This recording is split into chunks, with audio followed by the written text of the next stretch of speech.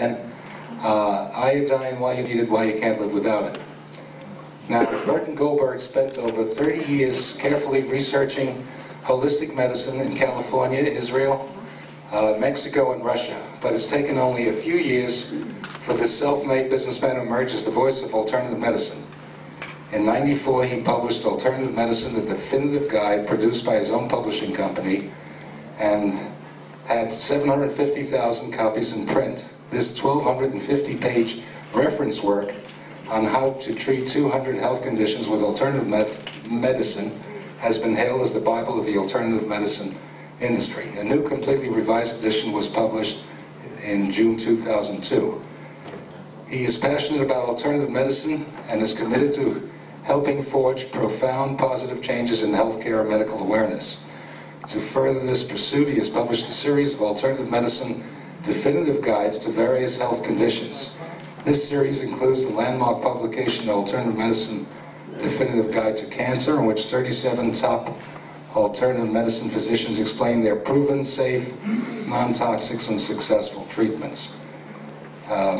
Each guide includes years of research from leading-edge alternative medicine experts. More than 1,250,000 books have been sold to date. What you need to know about Burton Goldberg is that he is on a mission to reform American medicine and to help Americans reclaim their health. He wants people to know that with alternative medicine, almost every disease is reversible. In trauma and emergency situations, mainstream medicine can work wonders. But in the vast majority of health conditions, alternative medicine has the treatments that can help. These effective treatments are based on clinical studies and verifiable results that have been ignored by conventional medicine. But patients are changing this. Patients want therapies that work, that give them healing, and that don't bankrupt them. I give you Burton.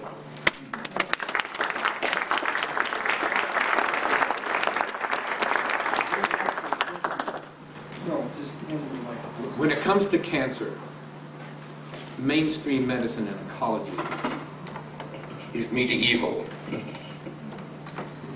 Your hair falls out, your teeth get bloody and loose, and you vomit. What you're about to see tonight is a completely different paradigm. I did a cancer book that sold 100,000 copies at 50 bucks a pop. 37 docs. I did it in '97. Took me 3-4 years to do. I'm not a writer, I hire writers, but I have some knowledge, I know the doctors, and everything is signed off by the physicians. I have 37 doctors. I did not believe in chemotherapy at that time. And I still don't believe in chemotherapy the way it's practiced. What you will see tonight will expand your mind. You're in a totally different paradigm that is not available anywhere else in the world. I found a doctor in Germany by the name of Scheller who does things completely different. At the moment, he's treating Roy of Siegfried and Roy. He's giving him stem cells. He kept him alive.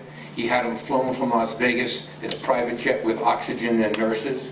He was going. He had been to 7 doctors. A German physician had done some neurological problems with Dr. Scheller and called him in. Roy bought it. They went over. He's there now 6 weeks. He was flown by helicopter to Graz for stem cells from Roy's own knee, autogenous stem cells. He does umbilical stem cells. Embryonic stem cells are not allowed, and the stem cells help him regenerate the organs and systems of the body. He can regenerate a meniscus without surgery. He's an astounding man. He's spiritual. He takes care of an orphanage in Ethiopia and in Brazil. He travels all over the world. And many of the stars in Hollywood who have cancer really have him on the consulting team. He can't talk about it. So what I'm going to do is run the film, stop it occasionally, and so we can all catch up, and so you can get the concept. It is the disseminated cells that are the bad guys. This is known in medical literature and ignored. He pays attention to the DNA of your disseminated cells. All cancers, tumors shed. All cancers shed. And they then metastasize, 1 year, 2 years, 5 years, and it comes back with vengeance. He pays attention. They feel, Dr. Scheller does, and his group of physicians that you will meet, feel that the main tumor is a pile of junk. Only 1 in 10,000 cells will metastasize. It is easy to stop the angiogenesis, the blood supply, shrink the tumor, extract the tumor. The killers are the metastases. And what works on the metastases will not work on the main tumor. They're different. This is the story here. So pay attention. Let's roll it. And then every so often, I'll ask the operator to stop, and then we'll chat. I'm Burton Goldberg. In the year 2002, 476,000 Americans under the age of 85 died of cancer, making it the #1 disease killer. There is always hope. Even end-stage cancers are reversible. I will take you on an incredible journey exploring integrative medicine, using the best of conventional and alternative medicine in the reversal of cancer. Who am I? For many years, I was a businessman, builder, developer, restaurateur. I knew nothing about alternative medicine. My friend's daughter at the age of 19 slit her wrist. She was going to a psychiatrist and frankly being talked to death. It was a holistic physician in California who discovered she was hypoglycemic, a blood sugar imbalance, and when treated, she got well from mental illness. And that set me up on a journey to discover how alternative medicine can help with cancer, arthritis, heart disease, and other degenerative diseases.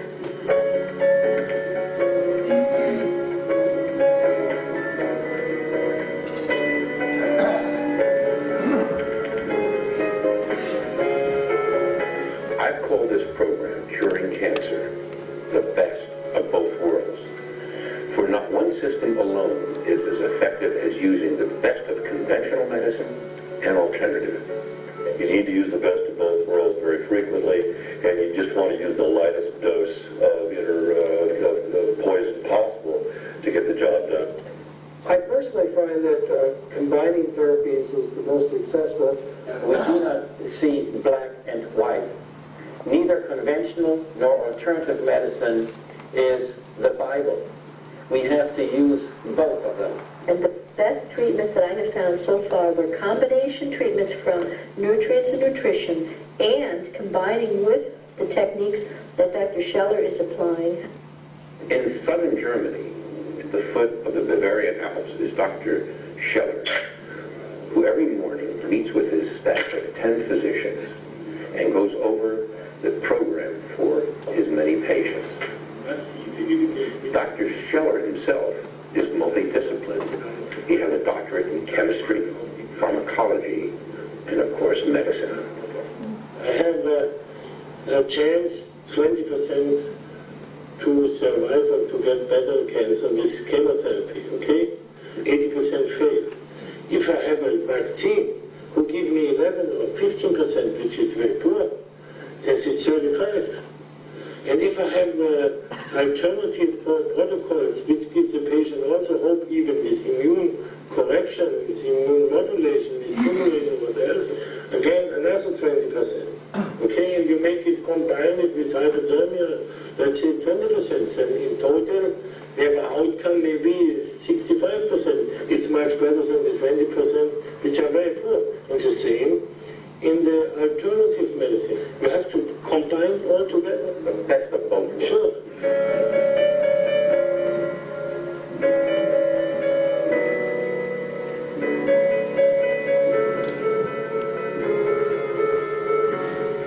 Rhonda, so how did you get here? Well, I kind of a reference through a friend of a friend of a friend.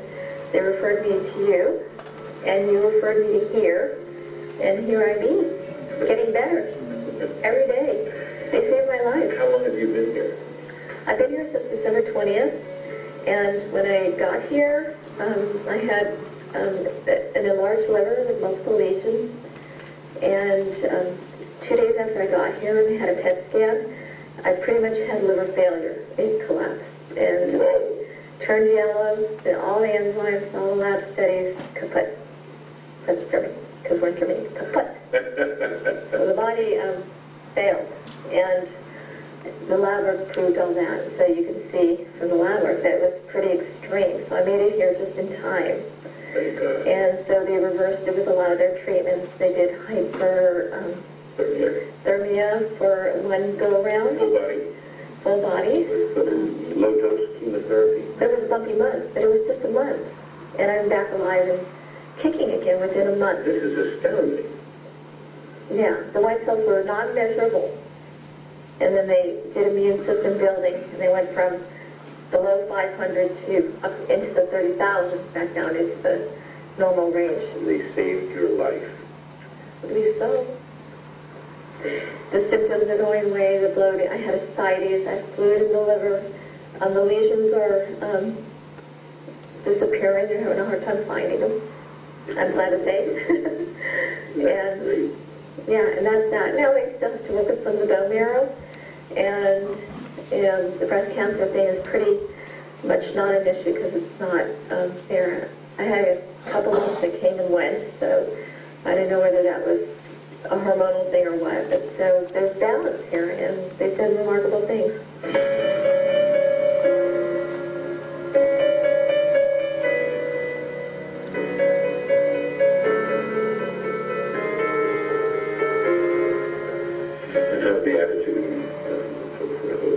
I'll tell you, there isn't anything better that I've ever seen in a medical arena than what they offer here. It's not just the medicines they put together. They combine it with every ounce of hope, and they give it to you with explanation, and you know they're pulling for you more than you could pull for you, which is a lot. Working miracles. I mean, what else could be? It's just the energy behind it. The chemicals and a few little TLCs here and there, this and that scattered stuff in the States could never, in a million years, package like this. This is just unique. Thank you. So, I'm just... You bring tears to my eyes, really. Well, they bring life... Your story is... They bring life to people here, and I've been working in medicine all my life, and I used to count how long the doctor would stay at the doorway. And I think one time we made it to 60 seconds, where the doctor actually stayed in the room. What causes cancer? If you don't know the causes, how can you properly cure it? When we ask conventional medicine, they say, well, the sun and cigarette smoking, and we don't know. But our doctors know what causes cancer. Well, quite frankly, there are many opinions, but I think the one that holds greatest sway in my experience is environmental toxicity. We've been exposed to hundreds of thousands of chemicals that haven't been on the planet before 100 years ago. And the body has decades and 25,000-year-old genetics, and the body doesn't really have a mechanism for getting rid of a lot of these chemicals and toxins and plastics and hydrocarbons and pesticides that we have in our body. It doesn't have a tool for doing this. And so that there comes an accumulation of these toxins. And when you have these toxins in there manifold, it's well proven that 100% of us have styrene in our fat. 100% of us have phthalate. That styrene comes from these coffee cups we use. Coffee cups, packaging, wrap, phthalate, PHTHLATE, phthalate. It's a plasticizer. It's in the food wraps and plastic water bottles. That new car smell, that's phthalate. Cancer is an epidemic, and it really ultimately boils down to a mixture of what's in the environment or what's not in the environment, what's in our food or not in our food, and genetics. But many, many women are coming in with breast cancer, many men nowadays as well with different cancers, with no family history of cancer. So it's obviously an environmental issue. And ultimately, it needs to be dealt with in that way. We have a lot of radioactive fallout. We have, and this is very important, viruses, there are a lot of viruses, pesticides and herbicides. They are xenoestrogens, and an overload in estrogens is resulting in not only breast cancer, but prostate cancer. It's also just bringing you out of equilibrium with your progesterone, testosterone, estrogen. If you are not in equilibrium there, then you are producing tumor. Well, you and I know that there are many, many causes. There are lists of, I drawn up lists myself of over 50 to 100 chemicals, genetic, environment, dietary, all of those things, poor lifestyle choices, smoking, drinking, diet. We know the smoking, drinking, diet alone probably 60% of cancers, I would say very conservatively. And then the others are environmental toxins, chemical toxins, viruses, parasites, various microorganisms such as mycoplasma, then all the chemical heavy metal toxins. We have a leukemic epidemic in Fallon, Nevada, where they have jet fuel leaking out of the lines that feed the Top Gun performers out at the Fallon Naval Base.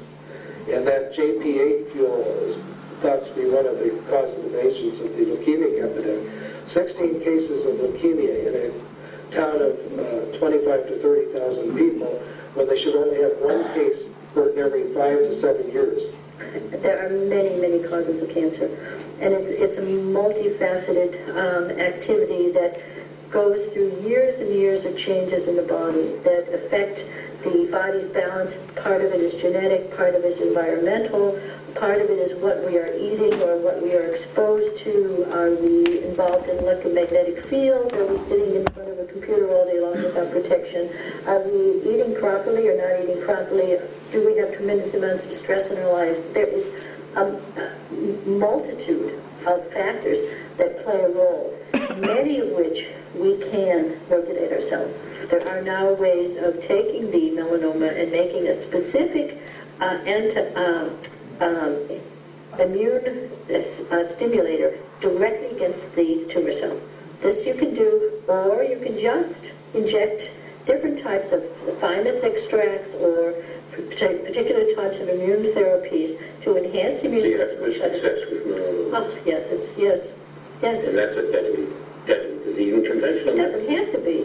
We're seeing a problem, for example, with immunizations in children when they're around these mobile phones, because the blood-brain barrier opens up and it's letting viruses into the brain. We're seeing multiple sclerosis early. We're seeing more and more problems because of this change in the blood-brain barrier. That's just one of many. And we're all sitting at computers. We're all using the conveniences are wonderful. But unfortunately, yeah, out of place, exactly. A woman with a mesothelioma right here, okay, but it's from asbestos. Where was she sleeping? In a crisscross. Right over where it was amazing, and I saw more and more of this. Changing the bed helped them respond to treatment better. So call it a dowser. Yeah, I thought they were crazy. These are people who learn with you. Yes. And have them come in your house and see that it gets... It works. I couldn't believe this. The other problem with water, pesticides, nitrites, fluoride, alas. As I said, my dad was a dentist, wonderful oral surgeon, and thought fluoride was great. We all did until we found out that fluoride blocked selenium. And selenium is imperative for protection for our immune system against viral infections, against cancer. How about irradiated foods? Huh? It's another term for sterilizing filth. Well, unfortunately, we're getting also into areas of microwaves, too, which I used to think were no problem until I found out that cadaverine, a toxic product that is carcinogenic, and we see in dead animals, dead tissue, is increased. And that microwave food. Yes. All of us get cancer cells, all of us. And they're destroyed, they're made, they're destroyed, they're made. You have one little cell and your stress levels are high, they're high, they're high. It stimulates the growth of the tumor cells. Cortisol stimulates tumor growth. This has been proven. I thought, oh, I don't have parasites, I don't have any symptoms. And then I was reading a book on parasites in relationship to cancer and decided, well, maybe I should just try to detox myself from parasites to see if there's anything there. It was completely contaminated. And I thought, my wonderful little doggies, they have parasites too. So even though I treat them regularly, it's there. They're everywhere. If you're breathing in, you're walking near a cat box and they have toxoplasmosis. If your immune system's down, you're going to be more receptive to it and you're going to have problems. I just want to stop here and talk about genetics. I'm going to be 79 next month. My father was born in 1900. In 1900, 3%, 1 in 33 Americans had cancer of any kind, shape, or form in their life. When I was born in 1926 and through the 30s, cancer was the 10th cause of death in children. Today, it's the 2nd cause of death in children. So when you talk about genetics, don't buy it. Yes, it's a factor. And yes, inheritance and proclivity and homeopathy and miasms and so forth, all of this is true. But it's minor. The bottom line, friends, is we're being poisoned to death. We have a president who, not unlike Marie Antoinette says, let him eat cake. He says, let him drink arsenic. Whether it's a Democrat or Republican, it's not a political issue on, it is a bunch of whores. It was Clinton in the last days of his administration who stopped the arsenic. In the last days. He had a guy running the FDA that is as bad as any of them. They're all the same. It doesn't matter which way. But you've got to pay attention to the politics because it's the life for your children and your grandchildren. They will not have our lives. Please. To enhance the treatment of his cancer patients, Dr. Scheller has created a network of masters.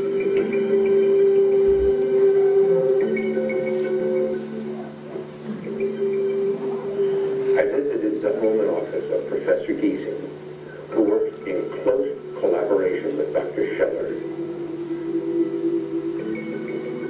The basic outcome of a cancer patient is not related to the clinical tumor mass, but it is rather related through very tiny amounts of cancer cells. They are called micrometastases that vagabond or are disseminated in the bloodstream. The entire wealth of literature worldwide tells the same story.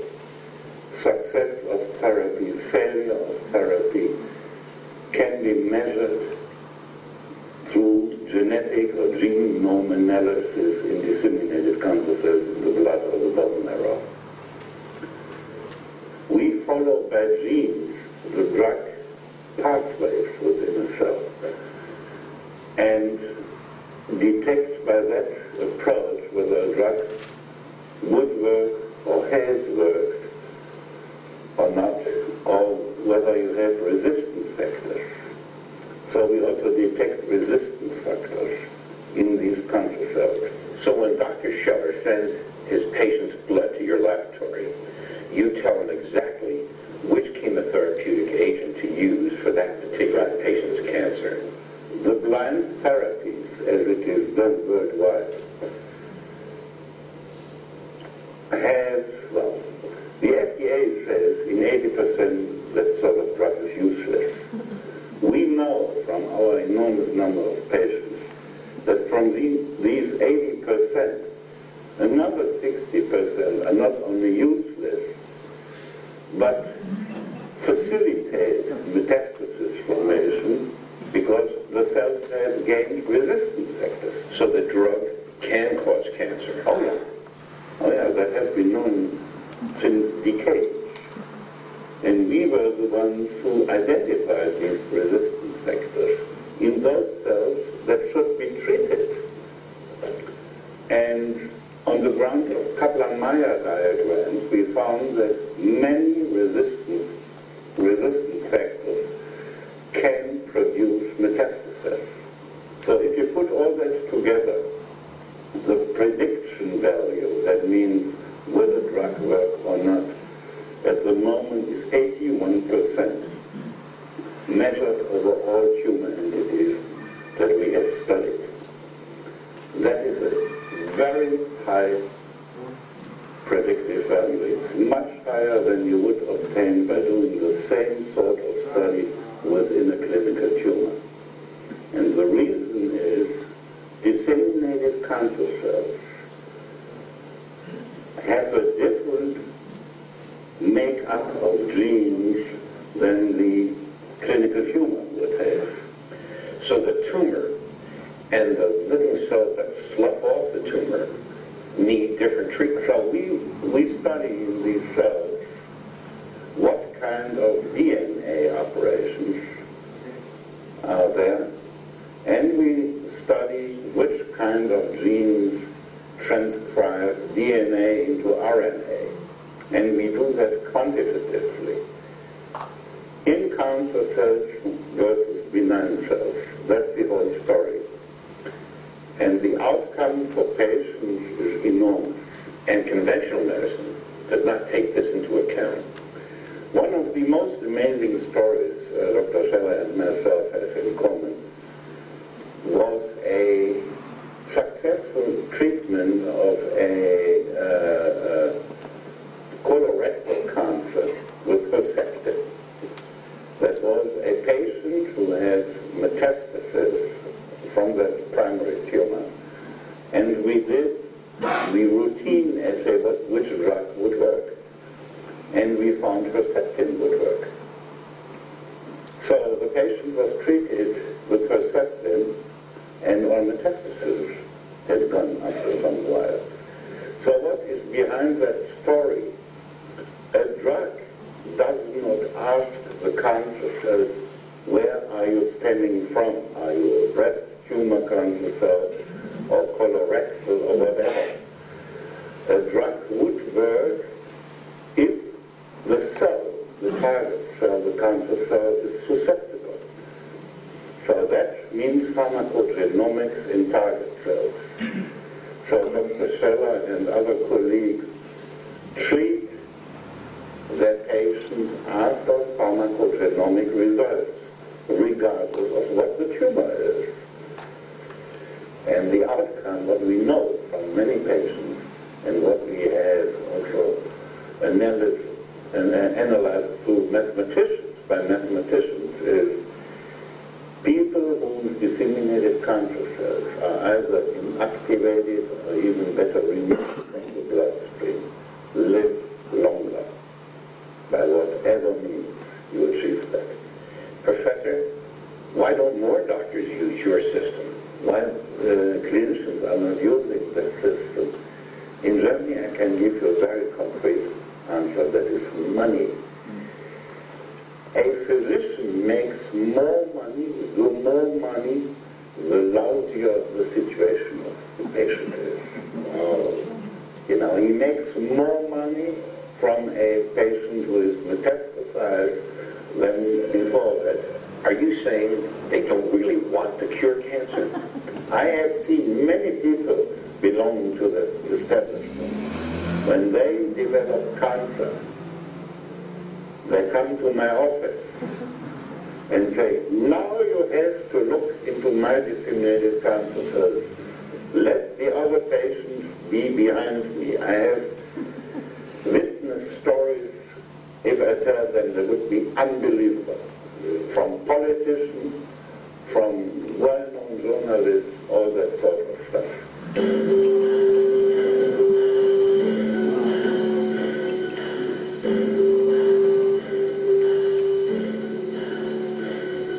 In Frankfurt, Dr. Vogel, an oncologist, radiologist, and surgeon, who we'll see is inserting a catheter directly into the diseased organ for the application of localized chemotherapy.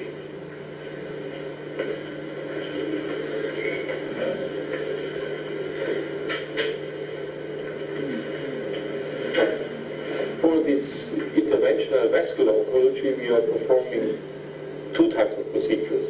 what you saw today is to insert a catheter in any type of vessel. You can imagine we insert ports for cerebral tumors, for lung tumors, for rectal tumors, for pelvic tumors. This is one step. So we are inserting the catheter there, then we have the port. I take it you insert the port for the local oncologist to apply the chemotherapy. In my department, we're also performing the chemotherapy then. So we have our own beds and can care for those patients. As a second procedure, we also do perform chemoembolization, which means that we position a catheter in the tumor-bearing artery, and then we directly apply the chemo drug, do a vascular occlusion, do a vascular shock for the tumor, and then remove everything. And our, let's say, our highest level procedure includes a vascular occlusion of the tumor vessel, application of a local chemotherapy, and this is followed then by laser-induced thermotherapy.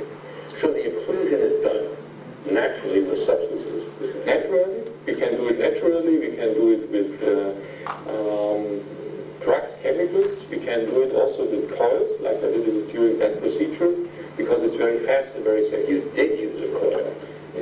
What we do, we first apply the chemotherapy, and then at the end, the final stage, applying the chemotherapy, we do the vascular occlusion. So you close down the blood supply to the tumor. And then we have the drug in our territory of interest for about 5-6 hours. So this means a reduction of the systemic side effects. This is why so many patients are coming here, because patients with advanced cancer want to have a good life quality. And this is also part of our collaboration.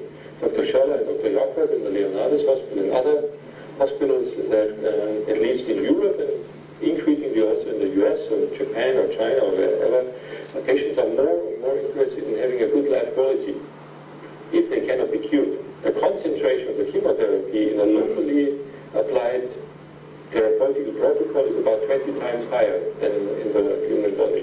So it's 2,000 times more effective.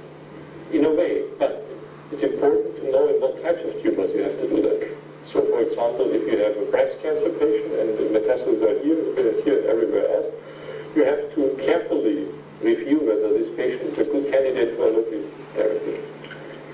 This is always depending on life-threatening situations. So if the liver metastases are compressing the bile ducts, it's a life-threatening situation. Then we perform these types of treatment. Or if a human or a woman has only liver metastasis, and then we would perform a local chemotherapy to decrease the tumors, to downsize the tumors, and this will be followed by laser-induced thermotherapy to completely destruct the tumor. But our local chemotherapy, we are most in favor to combine it with hypothermia. And this is a big project we do together with Dr. Scheller also in the Leonardis Hospital. We're using hypothermia in various cases. Hypothermia itself is a wonderful thing. You know, hypothermia is something to make heat on the human being. You can do it in different ways. You can make it a whole body hypothermia, like you have a fever. We can make it up to 41.5 centigrade Celsius. Or we can make a local hypothermia. We do it with a special machinery for heating up mostly the tumor and not heating up the normal tissue. The patient is connected to various probes and monitoring devices to check for blood pressure, core temperature, oxygen saturation, and a few more things for the whole duration of the procedure. The temperature in the rectum. And the rectal temperature, which is the core temperature, and so the patient is monitored throughout the whole procedure. The reason we do whole body hypothermia, also local, but in this case whole body hypothermia, is to enhance the effect of any kind of chemotherapy. The blood flow in the tumor is much less than the normal tissue. In the normal tissue, complete cooling system. Okay, what they usually in hypothermia the blood vessels do. If your body heating up, the blood vessels get dilated itself, and you can bring the chemotherapy there in a much better way we have different possibilities to treat cancer, especially localized solid cancer. Like in the liver, Like in the liver, in the pancreas, in the pancreas, in the lung. where conventional medicine gives up. So, yes, that's true. And you see, we can make a thromboembolization, means we go in the blood vessels where we get it distributed to the cancer, okay? Only the blood vessels who serve the cancer, we go in, put the chemotherapeutic drug in, and we close these blood vessels. You So seal off the blood vessels. sure, we steal off the blood vessel, and inside the tumor we have the chemotherapy, so they get destroyed. So it's specifically in the organ and not systemically through the body, Right. so it doesn't cause the side effects of chemotherapy. Not so much side effects, because there is no side effects, without any side effects, but this It minimizes. yes, they minimize it. And the first thing is, if we have, cancer like 70, 80 millimeters, we try to shrink the tumor. We talk from downsizing. And if we can downsize this metastasis, liver metastasis by the way, or original tumor, to a size, let's say, 3 to 4 centimeters, we can burn out by laser. We call it LITT, L-I-T-T, laser-induced tumor therapy. And this is an excellent thing.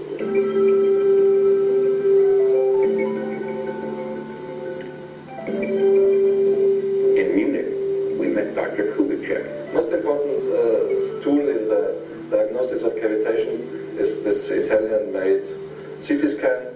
It allows us to make slices of 0.3 millimeter. That means more than the conventional CT scans can do. And with this machine, we find all the cavitational alterations of the bone structure. Without any X-ray diagnosis, we are not allowed to do surgery. I think that's the basic principle of the surgery. This X-ray machine, the patient is in there for how long? 70 seconds. 70 seconds and it's over. And there's not almost the same, a little bit more radiation as a panel in the dentist. I've never seen this device in a dental office in the U.S. Meanwhile, they have the acceptance of the FDA. I think there are 2 or 3 machines in the States now. Models. This one shows us how important the blood supply for all the teeth is. That are the maxillaris and the mandible veins and arteria. And you see every tooth has its blood supply, and this blood supply is disturbed the moment the tooth is dead. And it's connected to the meridian system. Meridian system or the nervous system. The nervous system we have here.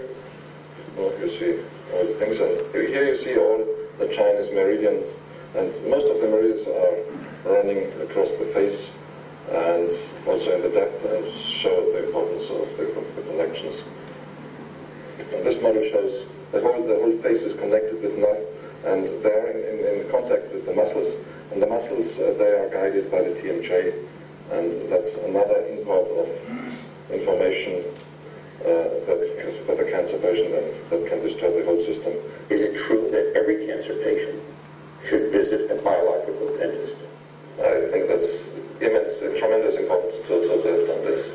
Dr. Rao in Switzerland says that 95% of all breast cancer patients have a dental involvement. I can agree 100%. He's quite right.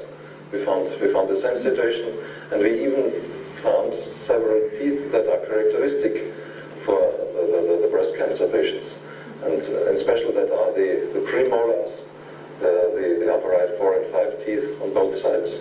And a friend of mine, he examined known breast cancer patients at the university in Düsseldorf, and he found the same figure of more than 90% having root fields or cystic premolars, and that's more than the average population has. That means there must be some connection between. And yet conventional dentists don't look for this at all. And conventional oncologists pay no attention to dentistry. How important is dentistry? Dentistry is very, very important. And the problem really is that at the university the dentist dentists are not teach how important their job is in general. They learn a lot about being very perfect in doing root fillings, being perfect in doing fillings, and stability and aesthetic are the most important themes in the dental training. And they lose the contact to general medicine. And it was proven that before you start radio or chemotherapy, you have to clean up the mouth. 50 years ago, everybody was proud to have an alloy containing 10, 15, 20 metals. Meanwhile, we know it's better to have only one metal in the mouth. Better no metal in the mouth. And particularly nickel. Nickel is a problem, vanadium is a problem, aluminium is a problem, iridium is a problem. Palladium is a real severe problem. In Germany we have at the moment increasing number of patients that have problem with palladium. It's a higher number of patients than mercury problems anymore. Palladium goes to the brain and makes the people confused, depressive, and palladium is in most of the dental materials at the moment. The resin materials are a problem too. There is the plastics, the filling materials, and I think it's fair only to put material in the human body you know that the body will tolerate it. Of course, all the situation in the mouth loads the immune system, and you will not have any effective treatment of cancer without immune therapy. You cannot do any immune therapy without taking care of the teeth. I have one case here I could show you. That's a beginning bronchial cancer, and we just found a focalized dental problem. Can we see that? Yes, I could show you. This area, the whole, you see, he develops bronchial cancer on his left side. We know that already. The X-ray and CT and PET scan didn't show anything. But we know, and the patient knows, that he is going downhill. He had several pneumonias, but the left side here, it is originating here in the jaw dental area and is going all the way down. It is not on the right side, it is on the left side. That's a very important finding, and we have to do something about this. It is the blood coming to the surface there that's creating the heat. Yes. And that's how he knows that. Right. The more infection or inflammation, the more blood there is and the more heat there is. So you'll see people that have breast cancer. I'll see 85-year-old ladies with breast cancer that have done nothing with it. It's kind of smoldered on for 20 years and gets a little weeping or a little blood every now and again. It doesn't cause a bit of problem. Old guys that have prostate cancer for 20 years and a little bout of urination, but not really much pain and not much bony destruction. And then there are people who have a breast cancer and a prostate cancer that'll go through them front to back to death in 6 months, and they're gone. Why is one so precipitous and another so smoldering? I think a lot of this has to do with toxicity coming out of the teeth. And of course, it's we think mercury is highly related to, from the fillings. Remember, your silver fillings are 50% mercury, and they're outgassing all the time into your body. Even old fillings, even 25-year-old fillings are outgassing mercury into the body. And mercury is a very toxic substance that causes inflammation, and a lot of people think malignancy, as well as neurological damage. His dentist at Georgetown University, doing his master's, told me that his father was called in to a young child with leukemia, they thought. Many years ago, they didn't have the test for leukemia as we do now, but they assumed because she was dying it had to be a blood disease, and her gums were completely infected. And they called his father in to see what he could do to help the child, and he said, remove all the fillings. And they said, you're crazy, stupid dentist, what do you know? You're not a medical physician. And he said, remove all the fillings. And told the father of the child this must be done. They did it, and the child got well and lived. Yes.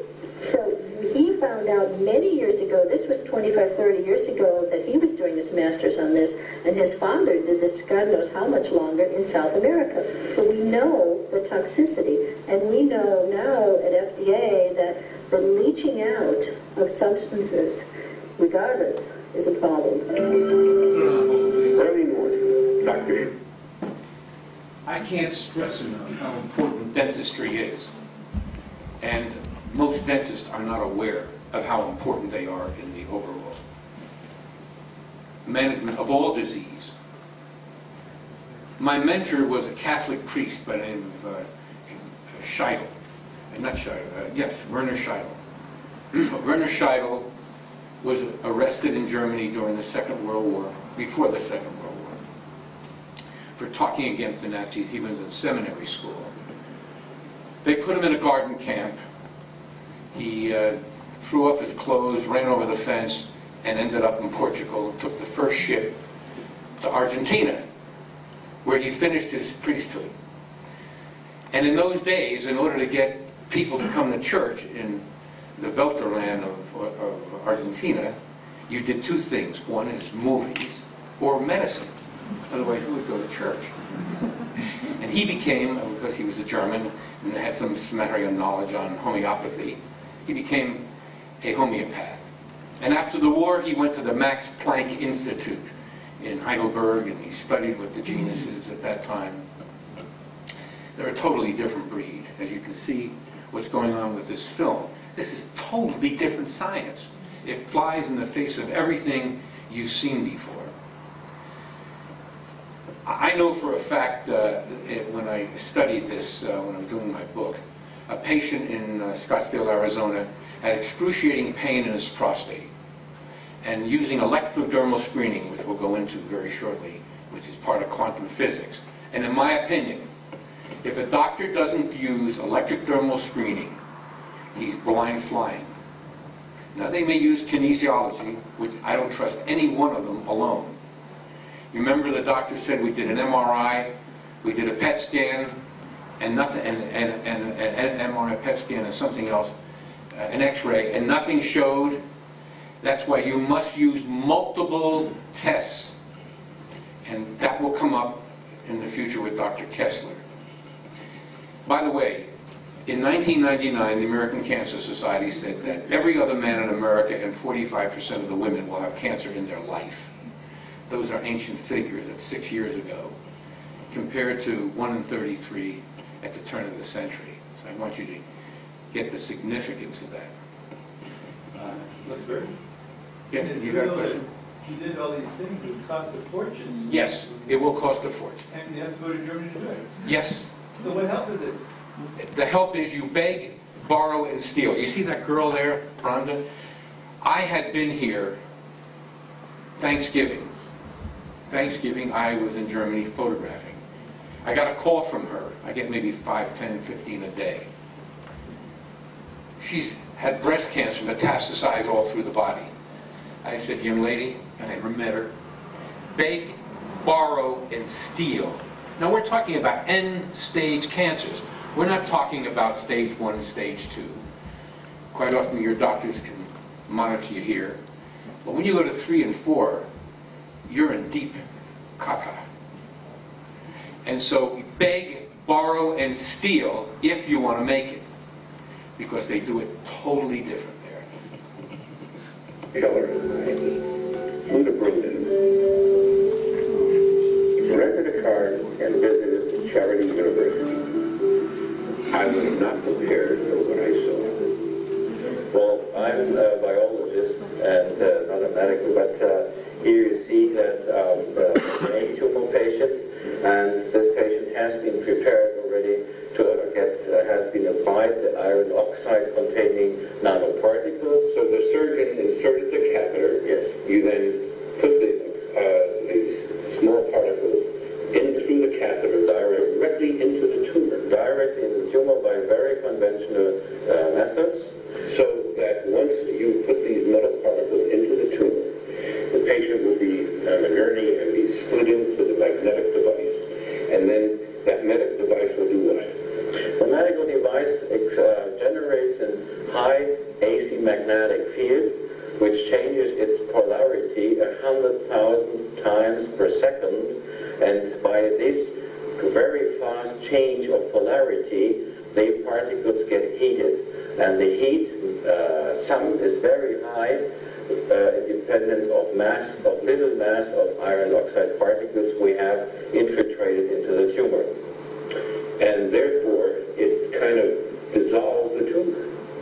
Yeah, so we have good data showing that our first in phase 1 study was for glioblastoma patients, which is a very aggressive tumor and all the people die normally. We have seen that this therapy is very comfortable, but we have no side effects so far, and we have great temperatures in the tumor in the range of 50 degrees Celsius or more. And during this treatment, some of our them asleep, and we have to wake them after 1 hour, which is our treatment time. And no pain. No pain. No burning. No burning. They had no headache. They had no bleeding or any other complications.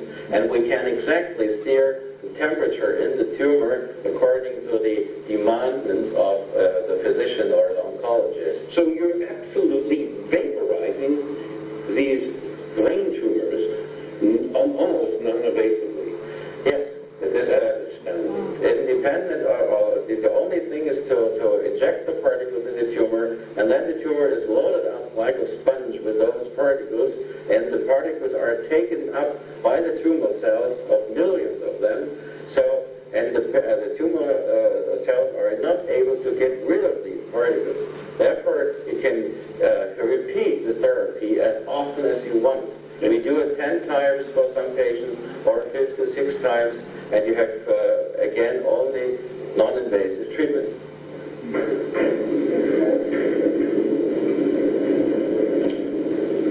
How long is the normal treatment? What's the time limit? The treatment time is 60 minutes, and it depends whether we make a hypothermia approach, which is with lower temperatures, so that we have to combine it then with radiation and chemotherapy to enhance the over-efficacy of a combination of treatment then, to make the cells weaken towards the conventional chemotherapy, drugs, or radiation.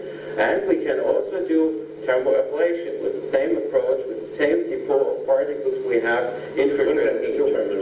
Thermal ablation means that we use higher temperatures, which are effective alone already in the range of 50 to 70 degrees Celsius.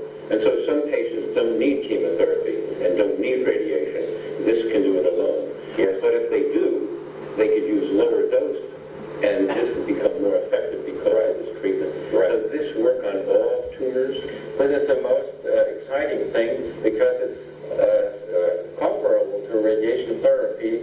It can be adopted by a patented strategy, and by the nanoparticle coating, we can adopt the particles to almost every type of solid tumor, and we have treated very different tumors already to get feasibility and toxicology and any other things with the therapy. And your success rate is?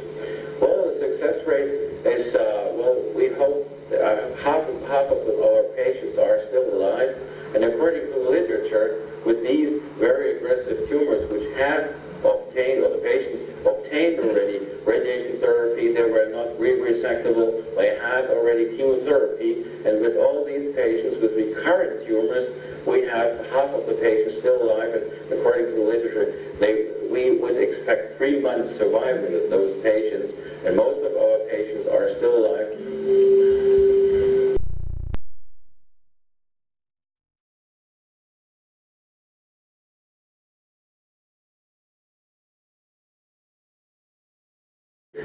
Feet and fingers in the blood, in the vessels, and so on.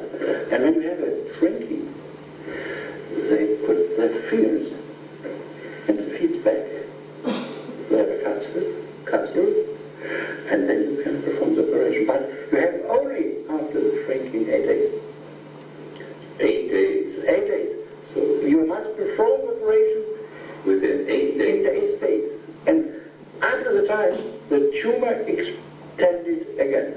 To expand. Yeah. So you get it at the proper time, when it's right. Then we send the patient back to Dr. Scheller, because he can look which way is the best for this patient.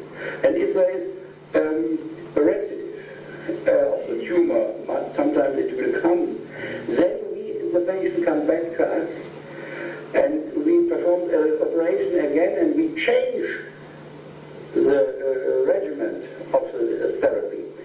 And on this way, we have 74 patients in the last 8 years. No surgeon would like to operate them because the tumor is too large. Then he helps me to have a shrinking, then we perform the operation, and after that we send the patients to him back. And all the prognosis from all these patients was they will die in 3 weeks till 6 months. But 58 of them are still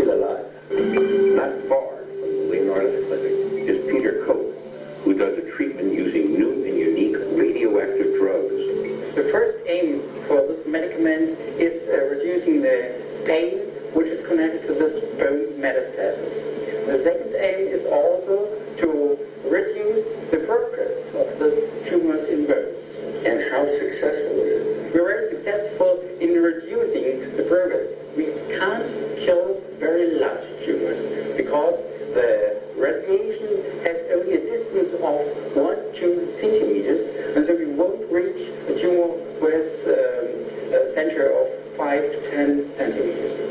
We can kill small metastasis with this medicament, and so we can reduce very good the progress of bone metastasis. When I asked them at the clinic, at the Leonardis clinic here, if there was any hope at all in eliminating my pain, they smiled at me and said, "That's tomorrow. That's tomorrow." We can use it for all types of tumors who have bone metastasis, which we can find in our bone scans, like breast cancer, like prostate cancer, and every other tumor where we can find so-called hotspots as bone metastasis. It goes right to the site of the cancer. It eliminates the pain. You have increased pain for about 4 days, and then the pain ceases completely. Early diagnosis makes the chances of full remission far higher. Stop right here. Any way of good.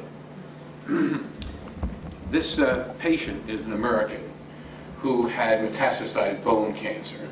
And this Sumerian is an American product from an American company. It's made in Finland, and it's nuclear energy. And it's done by Dr.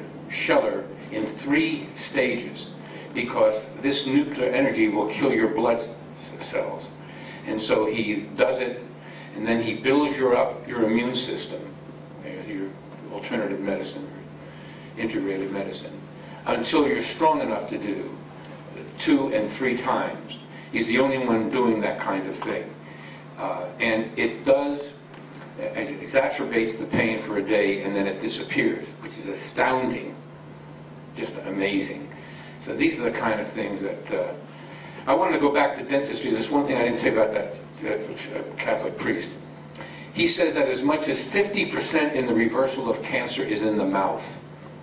That's root canals, electrolytic action between metals,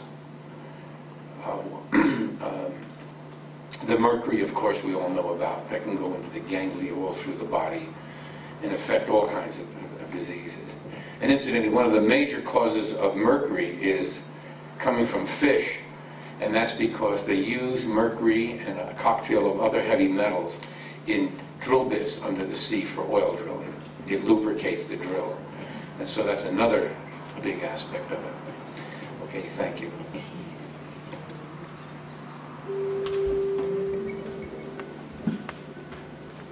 A PET scan is a simple tool in the diagnosis of cancer. The patient has the glucose inside. We have 1 hour from the injection to the examination time. And then he comes here inside, and we take him inside the machine, the PET machine, and it lasts, I think, about 1 hour and 10 minutes. The brain is 50 minutes. And we have one bed position after another. We can take the whole body in I think, about 1 hour and 30 minutes, and the legs in 30 minutes in an extra examination. And then you have in this machine something like a CT. You make a deep reconstruction. You have a lung, you have a liver, and the machine has to know this is more tissue, this is less tissue. And you make 2 pictures from every bed, and then you make a addition or subtraction from these pictures, and then you get a PET scan from the whole body. The sugar is inside, the radioactivity is inside the patient. You have a tumor pads, and the glucose is coming inside the tumor, and the radiation is coming outside of the patient. And with these detectors inside the machine, you can detect all the radiations coming outside. And then we can make more pictures from the whole body, and you see where is fluorine, and where is glucose, and where is a tumor. And you see it, and you can make a diagnostic. Now, the difference between a PET and a CAT is that with the PET, you put the radiation into the patient. You see the function of these malign cells, and you can say, well, there must be a malign tumor inside the prostate, and you can operate this. Is it safer to do a PET scan than a biopsy? Biopsies are in 40% negative, whereas the tumor is inside. You can make a biopsy like this. The tumor is here. You can make a biopsy. You go through the tumor and come to it. You miss it, but you open it. Yes, and you go out of the needle, and you have nothing of the tumor. Only the good tissue, yes, and the bad tissue is hurt. Yes. Beautiful. That's very, very interesting. And therefore, you, in German, it's die Nadel im Heuhaufen. You don't find a needle inside a haystack. Yes, haystack. In a haystack. A PET scan, you find everything better than a CT or an MRI or ultrasound or biopsy. Yes. If you had not a PET scan in the primary territory or in the territory of the metastasis, it's like blind flying. Good news. You can make an operation and you look inside the patient and say, very good, he has no cancer. You can see with a PET scan very much earlier without surgery. If you look at a normal PET study, you don't get the uptake of the molecule, the sugar molecules that you would do in a normal cancer situation. In prostate cancer, it's different. However, it does take up the 11-choline, a substance that it has an affinity to prostate tumor cells. And what he's been able to show in patients, for example, when he's compared a normal PET, and you didn't see anything at all for the cancer, and then he would give 11-choline, and he would then take a new PET, and you could see exactly which lymph nodes were infiltrated, where the tumor was, and when they operated on the patients, they could remove just those lymph nodes to eliminate all the cancer that you could never see in a normal PET scan. And they don't do this anywhere else in Germany? No, they call it experimental. The insurance companies don't wish to pay for it yet because they say, oh, well, this is just research. This has saved many, many patients' lives.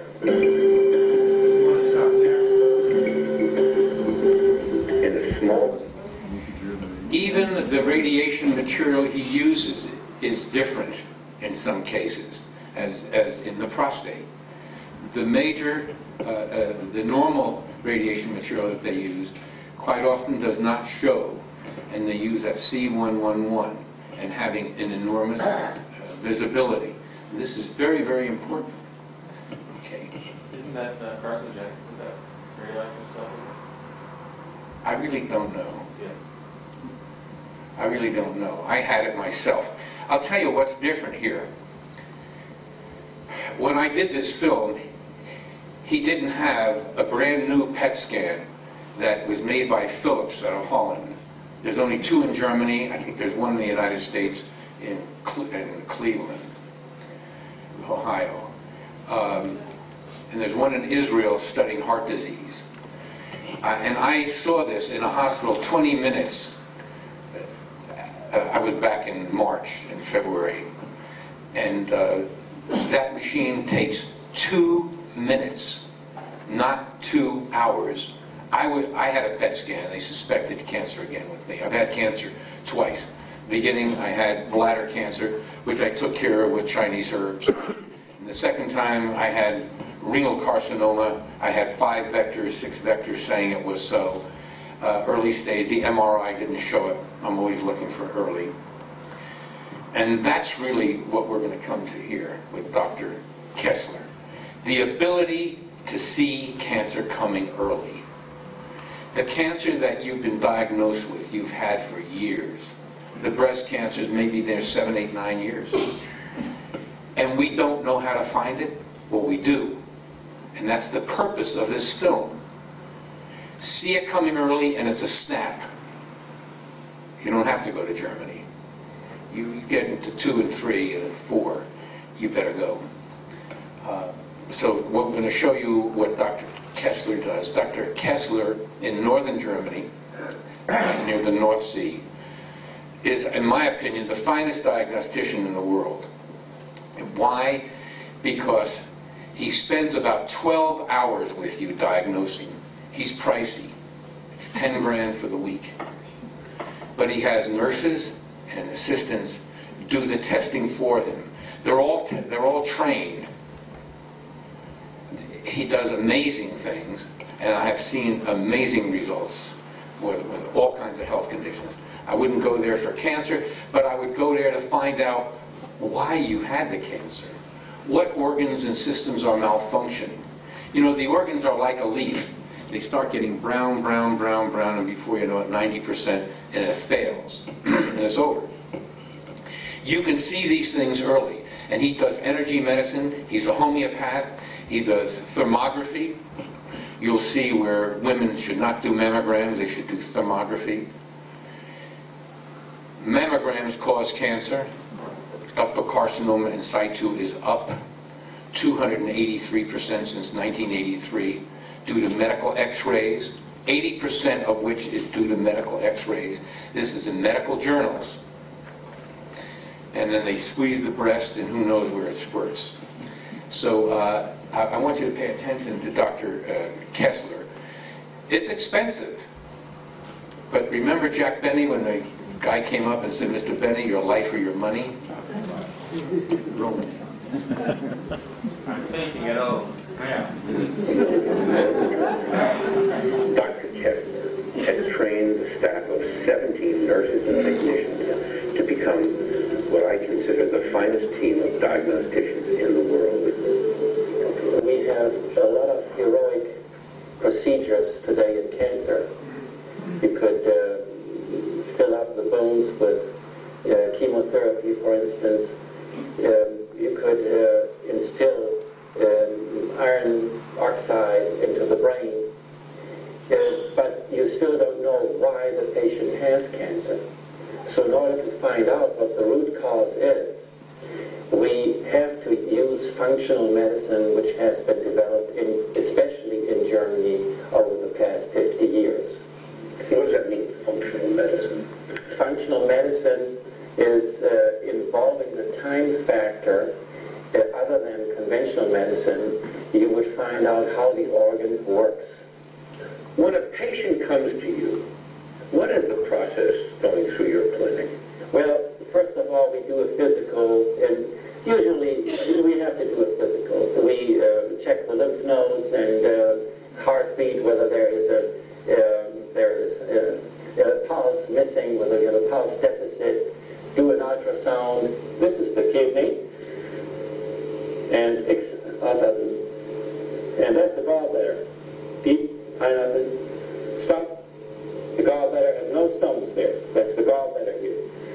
Exhale. And that's the prostate coming up here. And then all of this is recorded for you in your file. Yes. As to what exists at this time. Yes. And then we do thermography. Thermography is clearly showing differences in the right and left side, especially in beginning breast cancer. 7 years ahead, you could see these two. We have here, in the left breast here, we have this focus here, in the upper quadrant here, and you don't have this here. I give you another picture of it. That is a pre-malignancy, a clear pre-malignancy. It's coming up here. It's very clearly here. It is not over here. It is not here in the right breast. It is only in the left breast. The thermogram tells you at a very, very early stage that there's something going on. Plus, when you start treating, you could see how that changes to the worse or to the better. The mammogram, to me, compared to the thermogram, is like watching the moon through a binocular. So it's, that's about how I feel it. It doesn't tell you where you are.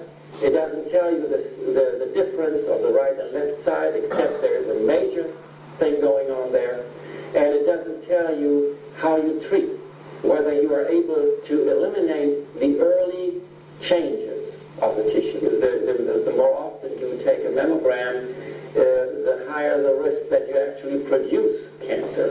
What are you looking for, doctor, in the eye? I'm looking for constitutional factors. Each organ is relating to a special site in the iris.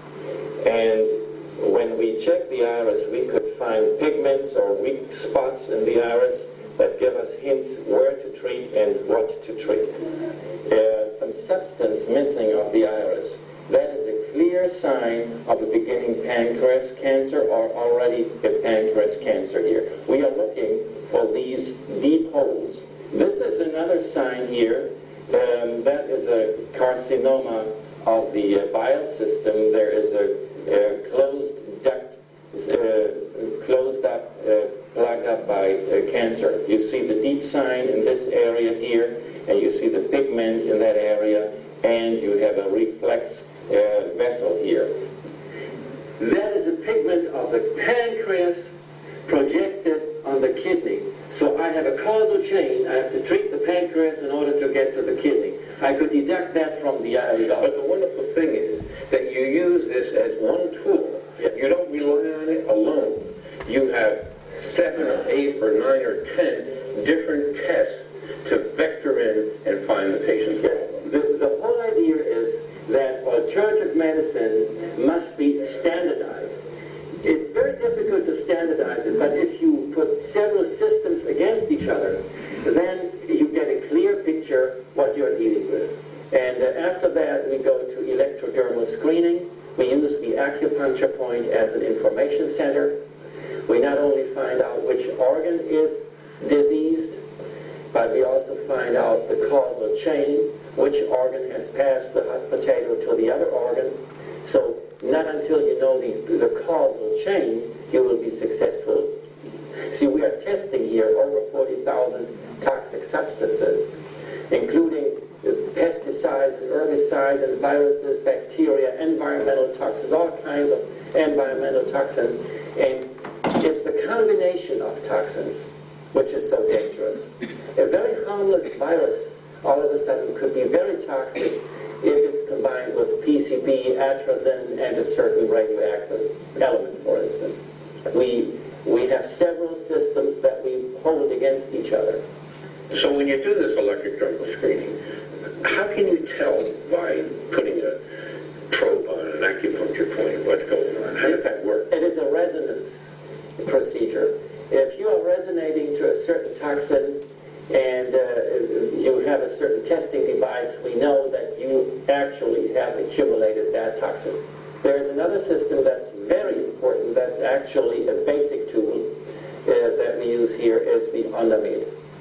The Undermed is the most innovative biophysical system on the world, and it looks like science fiction. You would scan the patient from top to toe and find out the blocked sites.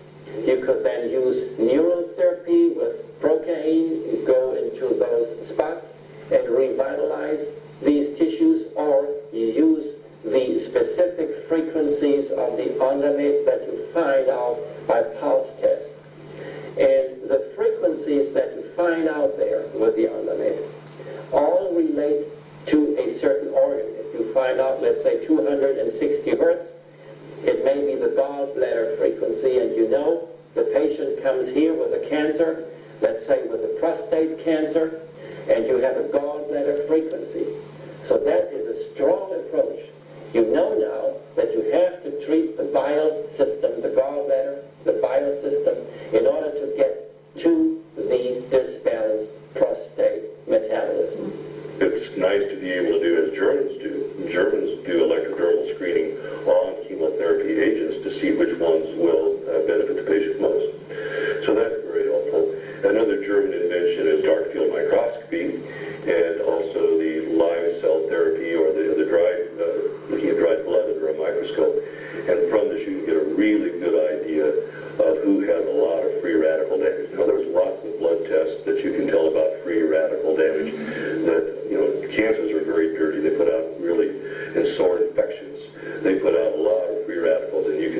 see it as free radical damage under the microscope. And you can see nutritional deficiencies, you can see folic acid deficiencies, you can see fatty acid deficiencies. All these are very clear under the microscope. You can tell people have a lot of fiber in them, which is the stuff that plugs up the blood vessels. You can see all these quite readily. And if somebody hasn't had the heart attack or the stroke or the cancer, you can say, heavenly days, we need to do some work here. This is not normal looking blood. This sample here is from a patient with breast cancer. You'll notice in this slide, for instance, there's a crystallization going on of red blood cells. This is a typical red blood cell. This is a red blood cell in the process of degeneration. And these are crystallizations that are occurring up here, in here, over here. What does that mean? And here. Well, this is a fingerprint of cancer. But I've been observing this clinically for 15, 20 years. And what I'm interested in are patterns that occur over time. This is a live sample here of a patient who had breast cancer 7 years ago. And of course, when I looked with a mind towards understanding how viable the cells are. This is a neutrophil, for instance. Now, this is just from one prick of the finger. Yeah. And a drop of blood. A small drop of blood is reflecting the whole picture of the body. And when this was a large... Okay, we're going to stop now, and the movie goes another half hour or so, and it's getting late. We want to leave some room for questions, so Burton's willing to take some questions here. Let's just have a short question period. And it's kind of difficult because it's so overwhelming. There's so much detail here. But can we have maybe 5-10 minutes of questions, and then we'll call it a night? From my own perspective, I must say I'm disappointed because there's so much information. I don't know if there's anything I can use. But Burton's doing work. I think with an objective of writing another book or something. But as far as a practical matter, I'm not sure what we get here. Ira. Yeah. Would you comment on what does alternative medicine have to say about prevention? Suppose you as far as you know, you don't have cancer. What does alternative medicine say about? First of all, you should have clear water. You should not have fluoride in your water. You shouldn't have chloride in your water. Chlorine. You should have pure water, whether you shower or drink. You get 8 times more toxins from the shower and bath than you do because of the skin being the largest organ and being warm and allowing the toxins to come in your body. 8 times more than drinking. Organic food. And you have to shut down all nuclear power plants. Nuclear power plants are one of the major causes of cancer. One of the biggest cities in America, Philadelphia, has one of the highest rates of cancer due to the 11 operating nuclear power plants. The effluent goes up in the sky, you can't see it, smell it, feel it. Strontium-90 only emanates from nuclear power plants and nuclear bombs. They never existed on the planet before. And it goes into the bone marrow. It then has an affinity for calcium. It destroys the bone marrow and changes to yttrium-90 within the body and goes off and metastasizes. I think we go on and on and on. The pesticides, we explain what causes cancer. But organic food, range-grown food is pesticide, herbicide-free. We're being poisoned to death. It's not a question of will you have cancer. It's a question of when. It's unfortunate. Any other questions? Yes, sir. In Germany, what range of cost? What's the range of cost in Germany? I think in U.S. dollars it's something like $7,000 a week. Now, I don't know the total thing. I'm not into this business. But depending on what kind of cancer you have and so forth, you can anybody who's interested, call me. I'll give you my number. It's 415-725-3555. It's my personal cell. And I'll hook you up with Dr. Scheller directly on his cell phone. Could you repeat that? 415-725-3555. It's less money than conventional, but it's coming out of your pocket. Any other questions? Yes, ma'am. How important the detoxing? How does he work on detox? He does work on detox. Does he do as good a job as I would like him to do? No. I think Kessler does a lot of detoxing with homeopathy. He uses substances to clear the liver. There's a whole series of IVs and so forth. Do you have the information? I don't have the information. You're going to have to talk to him about it. I'm not a medical doctor. Yes, sir. How many weeks does it treat? How long is a piece of string? Depends on your situation. Now that girl, Rhonda, was there 2 months. By the way, Rhonda's husband was shopping cemetery plots when she went over. Nobody expected her to come back. I spoke to her today. I'm doing a broadcast to sell this DVD on WBAI New York, and on the 27th, I invited her to come aboard to talk on this 2.5-hour radio show I do in WBAI. And she's in great shape. Very, very good shape. She was there 2 months. But most people are there about 3 weeks. And then they have to come back and forth. And then it is important to line up with a physician at your home so that Dr. Scheller took care of the governor of California's personal assistant. He got the guy well, doing very, very well, with stem cells and the whole schmear. The guy came back to California and was so well that he stopped doing his work. Well, he came back. And when he came back, Scheller had to work twice as hard to put him back on his feet again. And when he came back, he came to an oncologist here. And the oncologist killed him. Did you hear me? He killed him. Now, it isn't only the blood test. It's what to do, how to keep the patient alive, when to do, what to do. It's a magic science. Which brings up the subject of Scheller and Kessler. Both of them would love to come here under a university and bring this information here. So if you have any contacts, I'm calling the chairman of the board. I've already spoke to him in Thomas Jefferson University in Philadelphia to bring them both here to that hospital to do cancer research. They are both willing to do it, so if anybody have any connections. The problem is that conventional medicine doesn't want to hear about it. You mean I've been killing people all these years? No way. They don't want to go there because you're flying in the face of everything they do, this blind chemo, radiation, and surgery. Every surgeon is told, never operate in an infection.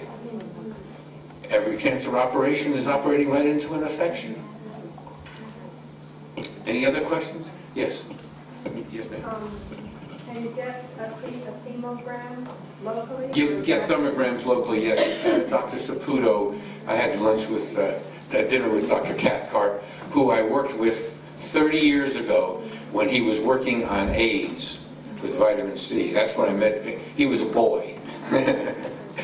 And that's how long I've known Dr. Cathcart. And he said Lynn Saputo has that kind of equipment. Yes, sir? Just not a question, but I think there's one doctor down in Newport, I think it's Larry Weisenthal. Larry Weisenthal does the same type, he's MD, PhD in oncology, and he does the same type of work as that one German doctor where we'll test a chemical against your tumor using DNA sample and everything else to find out which chemotherapy is the most efficient on the body. So you don't have there are tests that Nagorny does this in Long Beach, California, but this is totally different. What this blood test is not seeing in a test tube what the major tumor, because they send him a piece of tissue, a piece of meat, they call it. That piece of meat is the major tumor. You're forgetting what the message is here. The message is that the major tumor is a piece of junk. They're not concerned with it.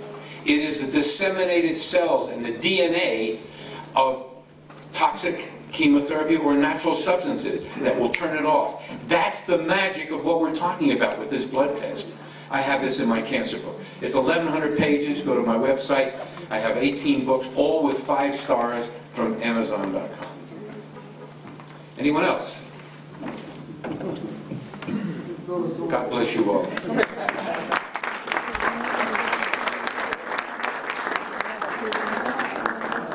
Incidentally, we have the tapes here. They're $40 each. I think several people have picked them up and wanted to look at them. If you haven't paid for them, we'd appreciate it. Thank you.